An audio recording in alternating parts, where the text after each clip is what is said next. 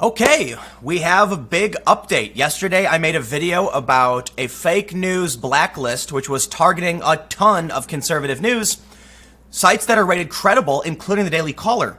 Here's the breaking update. Poynter has taken down the entire blacklist of unreliable news outlets following a backlash. Let me give you the lowdown if you didn't watch my video from yesterday. A writer who works with the Southern Poverty Law Center, which is unreliable and smears people, put together this huge list of what they called unreliable news. There were many sites, including the Washington Examiner, the Free Beacon, sites that are rated credible by NewsGuard. I'm not saying you have to like NewsGuard, but these are vetted by other organizations. Why they're on the list, I have no idea. Now, they did correct some of it, took some of these sites down. I made a video about this and pointed out they have live leak on this list. You see how dangerous this is? Producing this fake, you have people who have no idea what they're talking about saying, they actually said this, advertisers should be aware if they're funding misinformation. LiveLeak.com is just a video hosting platform. It's not fake news. Here's the best part. The Daily Caller was on the list, okay? The Daily Caller's fact-checking division is called checkyourfact.com. Poynter, the institute that made the blacklist, approved checkyourfact.com to be a part of Facebook's fact-checking program, and then subsequently labeled the Daily Caller fake news. We truly live in a ridiculous, nonsensical world. Well, let's see what happened. Right? I want to stress, too, the reason it's so important, if you didn't catch my main video yesterday, Facebook, if they determine you're fake news, they will remove your site. They will de-rank you so people can't see you. This will strip you of revenue and income. It can destroy businesses. It was predominantly targeting conservative news websites. It's just another part of the big game of censorship. I'm going to have a bigger update because some of you may be wondering what's going on with Paul Watson and Loomer and Milo. I'm going to do a bigger video on that later today because there's a lot to go through, and that'll be on my main channel. But we'll talk about this for now. Because as much as I'd love to just rant about censorship, which is insane, I'm gonna have a bigger takedown on all of these things later today. But I will point out, I gotta say, if you've been following the news, you know they banned Farrakhan, Loomer, Milo, more Alex Jones content, and Paul Joseph Watson. This is crazy. This is a dramatic escalation. But I'm gonna so that video will come up. But I want to do this for now because, as much as I would like to talk about the other issues, I kind of need to do an update because this was my big video from yesterday. So I'll just read some of this. The Poynter Institute, a journalism nonprofit organization, has completely disabled a list of what they labeled as an extensive list of unreliable news websites on Thursday night after facing scrutiny in the days since its publication. A litany of conservative publications, including the Washington Free Beacon and the Examiner, were lumped into the list of unreliable publications, and it received nearly instantaneous condemnation from them. Soon after we published, we received complaints from actually, is this the statement? Let's go to the website for the statement. So here's their official statement. On Tuesday, April 30th, Poynter posted a list of 515 unreliable news websites built from pre-existing databases compiled by journalists, fact-checkers, and researchers around the country. Wrong. The dude who was authoring the piece works for the Southern Poverty Law Center. They were using PolitiFact and Snopes. Sorry, not the bastions of fact-checking there. PolitiFact is overtly partisan. And I'll tell you this. I can cite one thing. I don't think PolitiFact is all that bad, but they're definitely, I wouldn't use them because they're so partisan. Here's the thing. There was something that Bernie Sanders said about inner city youth being 50% unemployed. Trump said the same thing. Bernie was rated mostly true. Trump was rated mostly false on the exact same statement. You see how it works? Yes, sure, they're both mostly true, mostly false. It's an opinion, but that's how PolitiFact works. Snopes is just trash. There's stuff on Snopes where I'm like, did you even read the story? What is this? Some dude getting paid $10 an hour to Google search things? They say our aim was to provide a useful tool for readers to gauge the legitimacy of the information they were consuming. Soon after we published, we received complaints from those on the list and readers who objected to the inclusion of certain sites and the exclusion of others. Yeah, like every left-wing partisan site.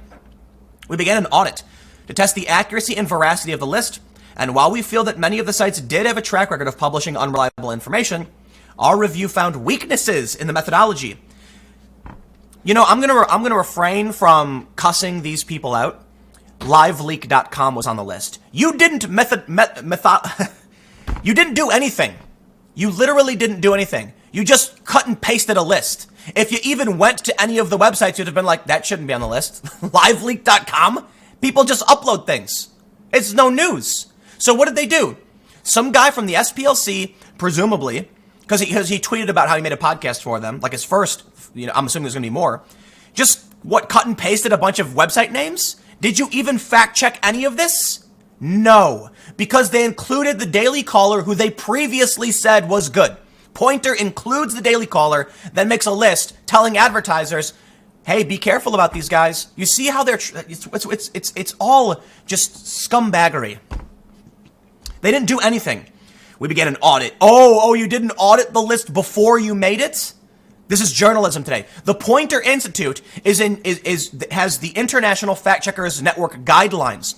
Poynter produced the guidelines. You have to agree to their terms if you want to be an approved fact checker for Facebook.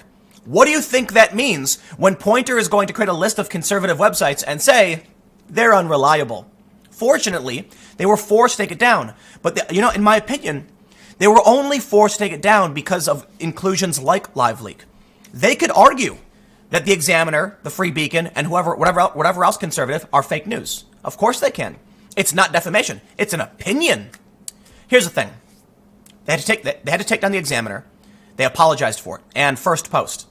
But there were other sites like the Free Beacon, and I don't think they actually list them here. They could say, well, it's biased. And that's what they would put. They would put bias. And the question is, why won't you include other sites?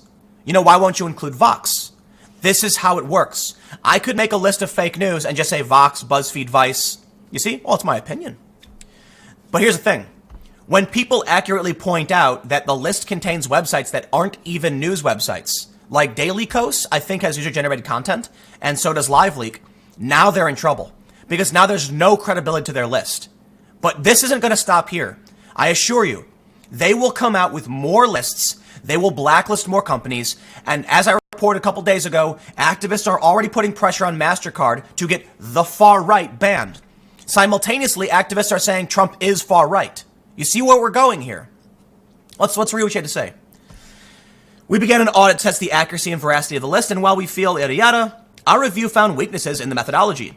We detected inconsistencies between the findings of the original databases that were the sources for the list and our own rendering of the final report. So let's talk about the problem of journalism first. They claim journalists and fact checkers and researchers put the list together. Well, the list was already bad. So whatever source you used, they're not fact checking. You didn't fact check. Think about how insane this is becoming. I really do feel like we are totally, I'm not going to swear. Listen, you've got Republicans saying, it's coming, get ready, buy your weapons and all that stuff. You've got the left showing up armed. You got the right showing up armed. I always stress you have a right to bear arms, but recognize when activist groups on the left and the right are both showing up armed, there's going to be something bad coming. I don't know how, when, the probability. I'm just saying, when you have these lists popping up, when you have people believing nonsense, when you have fake news everywhere, and Trump says fake news, and for a while I was like, yeah, I get it, Trump doesn't like it, but now we're seeing this, I'm going to be serious. Listen, Poynter, you have to agree to their terms to be a fact checker on Facebook. Poynter claims the 515 sites was compiled by journalists and fact checkers and researchers. The list was wrong. So what does that mean?